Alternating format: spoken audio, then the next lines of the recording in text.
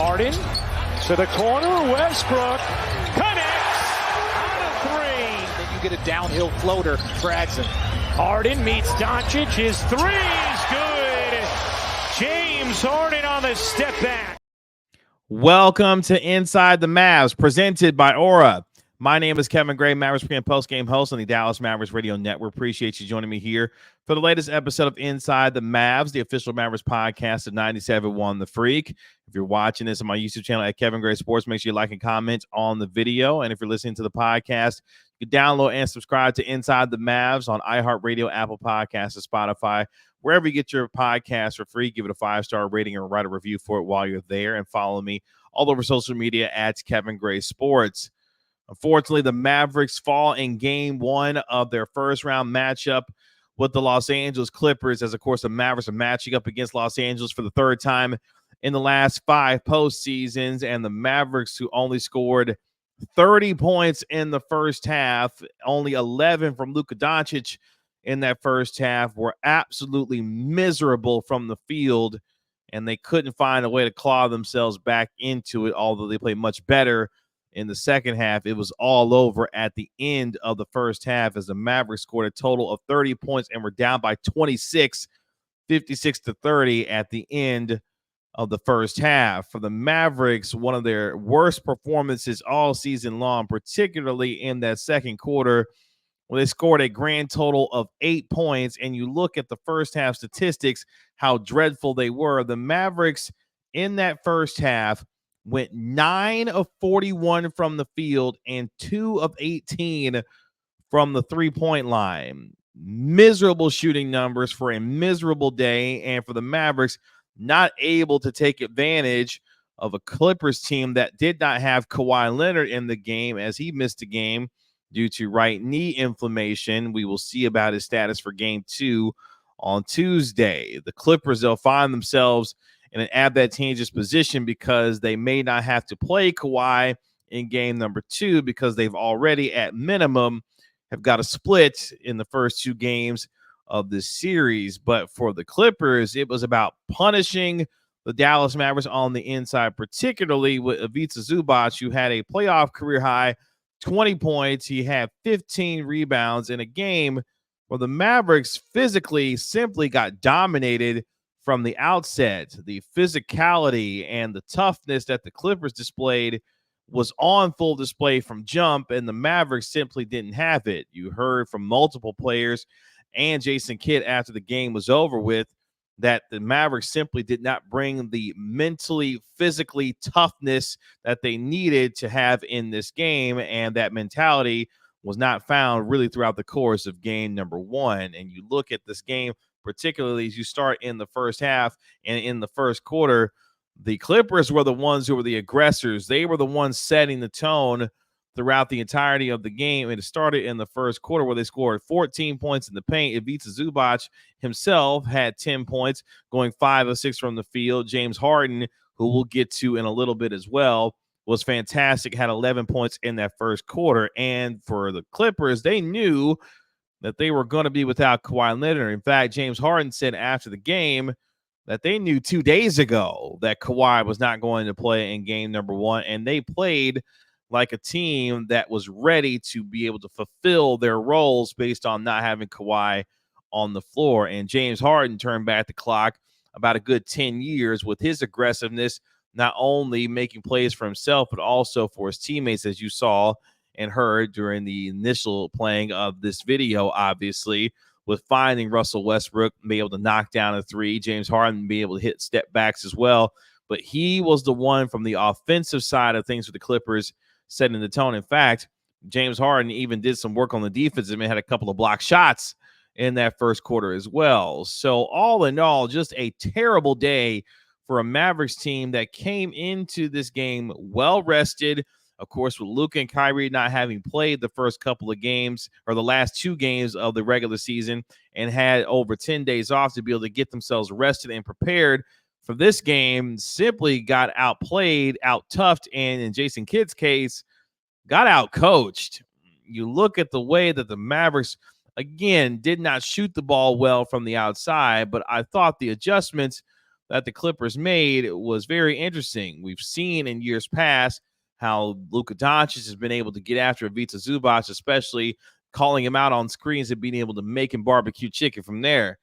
Zubac was much better on the perimeter, moving his feet, and wasn't nearly as much of a liability on the perimeter as he's been in the first couple of matchups in the postseason that the Clippers and the Mavericks have had. And more importantly, on the offensive end, Zubac got into the paint at will and made it tough on Daniel Gafford, who picked up a couple of fouls early on in that first quarter. In fact, picked up a couple of fouls within the first 4 minutes of the game and got him into foul trouble. And that was surprising for me, is that the Clippers were the ones that were pounding it on the inside, even with the strength of the interior defense of the Mavericks, particularly with Daniel Gafford and Derek Lively. Now, in the second half, that started to improve, which we'll get to here in just a little bit.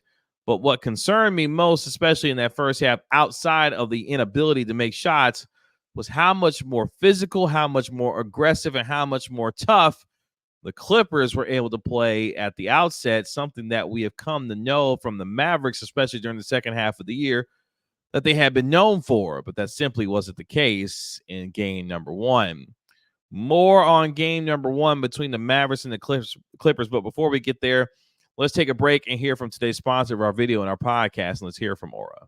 Today's video is brought to you by Aura. Do a Google search on your name and email address to see how much information comes up about you. I was devastated by the amount of information that I could be seeing searching my name and profile, and I knew then I needed to be protected for not just myself, but also for my family. Data brokers sell your information to scammers, spammers, and anyone else who may want to target you. Your full name, email, home address, health records, your relatives, it's all out there. That's why I've been using Aura, the sponsor of today's video. Aura shows me which data brokers are selling my information and automatically submits opt-out requests for me. Cleaning up my information not only helps reduce the amount of spam I get, but it protects me from hackers who could use this information to help them access my social media accounts, bank accounts, and other sensitive information. Aura also does so much more to protect me and my family from online threats that I can't see. It's really easy to set up, so I don't have to download several different apps to get things like antivirus, VPN, password management, parental controls, identity theft insurance, and more. I get everything at one affordable price. You may already have one of these tools already, but not having Aura is like locking the front door and leaving the back door wide open. Aura is always on, doing the hard work to protect me and my family so I can focus on other tasks with peace of mind. I value my privacy and I value yours.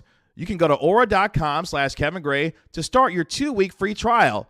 Please see the link in the description.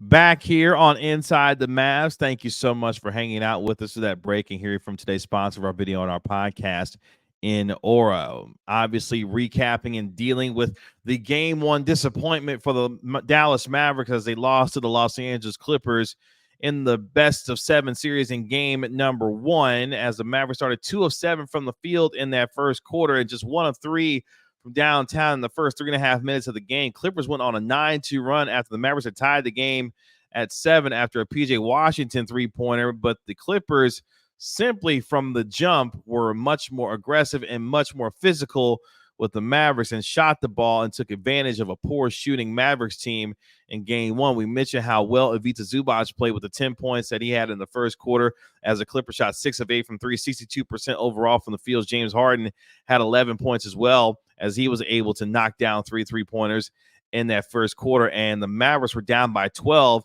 at the end of one. Then on to the second quarter, I mean, things just got worse from there as you looked at what happened. As, of course, the Mavs were down by 12 to start the second quarter. Clippers went on a 6-0 run to increase the lead to 18, forcing a Mavericks timeout less than 2 minutes into the second quarter. And that, for me, was one of the hallmarks of game number one, is that I felt like Ty Lue had a really good game plan for how he wanted to get after the Dallas Mavericks, particularly Kyrie Irving and Luka Doncic. You saw them throwing multiple bodies at both Kyrie Irving and Doncic throughout the first half, getting the ball out of their hands and daring the Dallas Mavericks shooters outside of Luka and Kyrie to make shots, and that simply didn't happen. We talked about it all week coming into this game one, throughout the course of the week in preparation for this series, that it was going to have to be the others that made shots for the Mavericks to make the Clippers pay for sending multiple guys at Luka and Kyrie in order to command respect from the Clippers defense on how they would defense them on the perimeter. And that simply did not happen. And the others, in terms of PJ Washington, who only had 11 points in this game, Derrick Jones Jr., 0 of 1 from the three-point line. Obviously, Maxi Kleber, 0 of 3. Tim Hardaway Jr., just 1 of 2. Dante Exum, 0 of 1 from the three-point line, as the Mavericks in total went 10 of 33 from downtown in the game. You simply cannot do that against a Clippers team, yet even without Kawhi Leonard, it's the 4th best offensive rating in the league, and a team that's really good shooting the basketball. And if you're not going to make shots, you've got to be able to defend. And the Clippers simply did that better than the Mavericks. Of course, in that second quarter, the Clippers outscored the Mavericks 22-8, and it was over from there. I don't care how much the Mavericks tried to make it somewhat respectable as the game went on. It was over after the first half. But those were the big takeaways from me in this game. Obviously, the inability to make shots, the others outside of Luka Doncic and Kyrie Irving not being able to make Clippers defenders pay from not being able to go out and guard them on the perimeter. But I thought Ty Lue outcoached Jason Kidd in game number 1, and you saw that as the rest of the game went on. The Mavericks in that second quarter, 0 of 9 from 3, 2 of 20 from the field overall, with those 8 points, as the Clippers led by 26 at the end of the first half. And then you go into the third quarter, where in the second half, if you're going to take anything going into game number 2, is that defensively the Mavericks play much better in the second half. You saw Derek Lively II making his presence known on the defensive end. Derrick Jones Jr. the same, as well, as the Mavericks finished the game with 9 blocked shots, including Derek Lively, who had 3 of his own. Derrick Jones Jr. had a couple of block shots as well. So if you're looking for a silver lining in this game outside of what happened from a result standpoint, you can take with you the defense that the Mavericks played in the second half, where they only gave up to the Los Angeles Clippers 53 points in that second half. And the Mavericks, who were able to score 34 and 33 points in the third and fourth quarters to end the game, I thought played much better and played with the intensity, focus, and aggressiveness that they should have started the game with in game number 1. But as you go to the third quarter, Mavericks down by 26 to start the second half, outscored the Clippers 9-5 in the first 3 minutes to force a Clippers timeout after a Luka Doncic layup, as the Clippers led by 61-39 with 9 minutes left in the third. Kyrie Irving got hot in that third quarter, scored 11 of the Mavericks' first 15 points of that period. Clippers still led by 25, but you could feel that the Mavericks, particularly Luka Doncic and Kyrie Irving, finally started to wake up in this game, and you saw that particularly in that third quarter, as Luka Doncic had 9 points as they combined for what was 29 of the Mavericks' 34 third quarter points.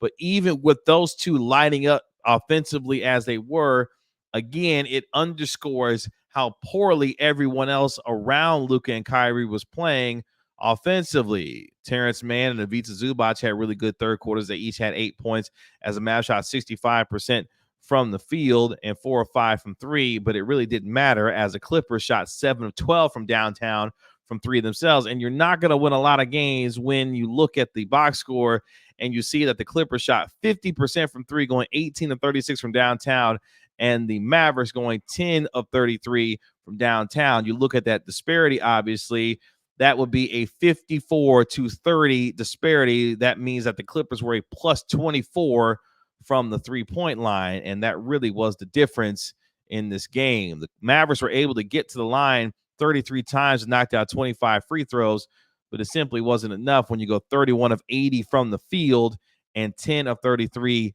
from the three-point line. You're not going to win many games that way. But for me, at least in the second half, starting in that third quarter, the Mavericks started to show the kind of sense of urgency, energy, and focus on the defensive end that you were looking for in the first half of the game that you simply didn't see. And, of course, as we got to the fourth quarter, the Mavericks started that fourth quarter on an 11-3 run to cut it to 15 at 90-75 to try to make things interesting, eventually getting it down to 14. But Paul George at one point scored 7 straight points, was able to get it going in that fourth quarter. He had 11 points in that fourth quarter.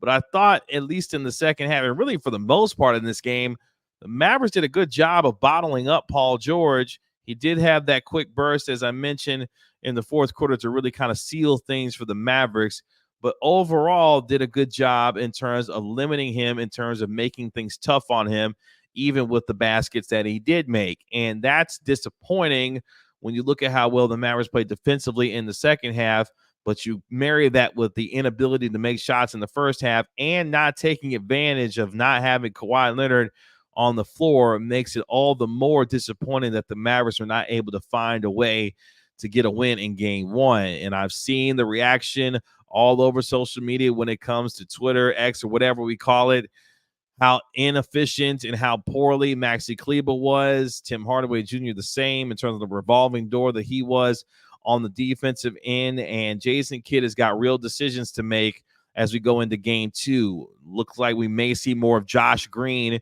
in game number two because Tim Hardaway Jr. and in a lot of ways Maxi Kleber was simply unplayable in game number one. That has got to change if they're going to be on the floor. They've got to be effective in terms of knocking down some shots to be able to help out this team, because if this team is going to defend that poorly, which again, in the first half, it was more about their inability to make shots.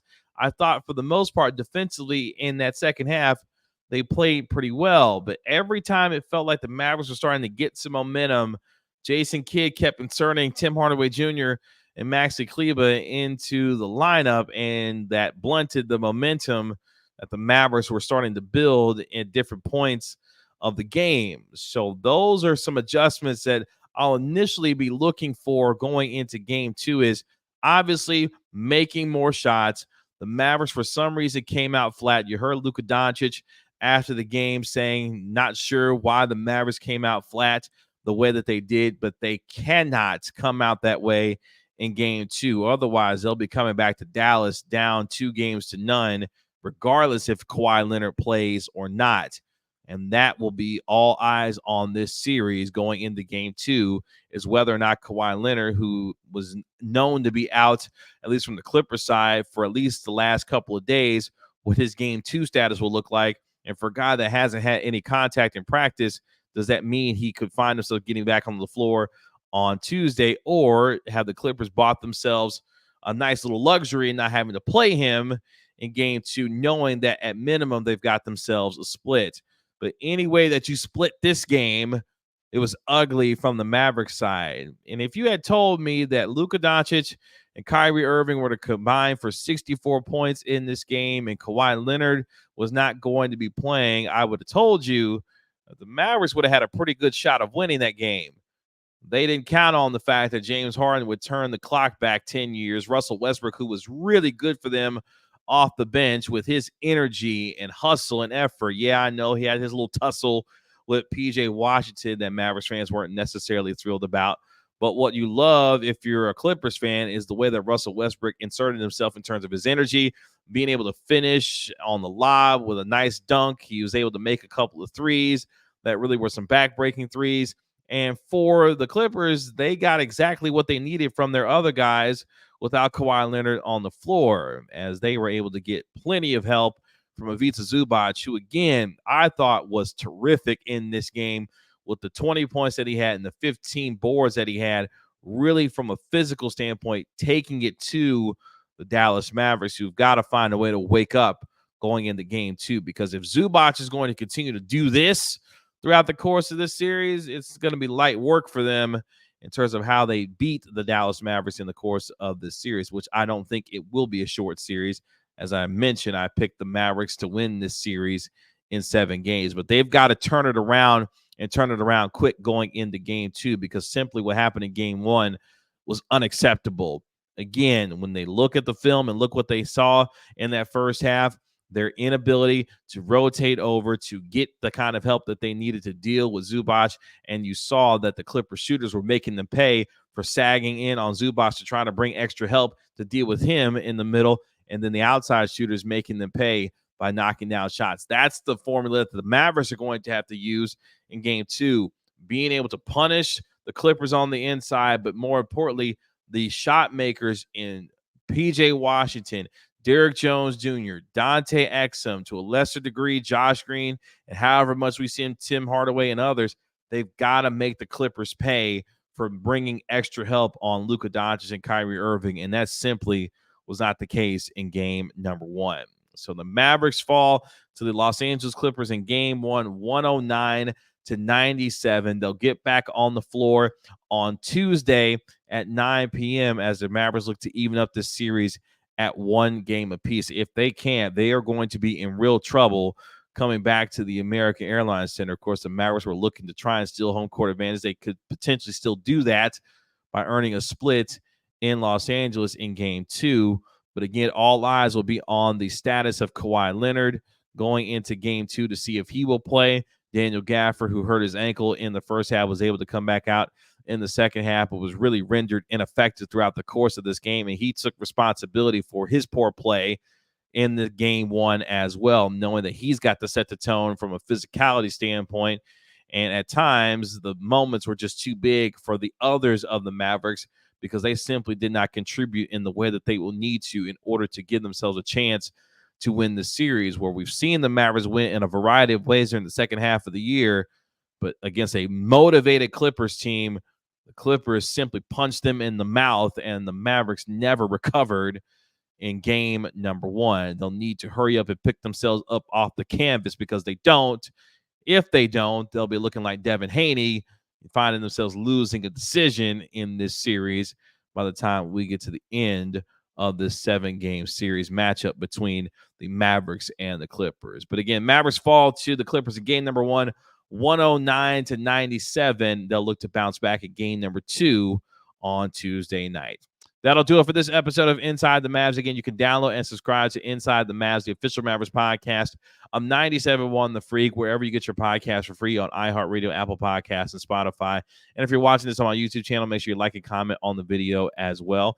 And follow me on Twitter at Kevin Gray Sports. And you can look out for new episodes all throughout the course of the week with my partner, Grant Afseth, as we'll bring a new episode to you here as we get you ready for game number 2 on Tuesday. My name is Kevin Gray, Mavericks pre- and post-game host on 97.1 The Freak. We'll talk to you later.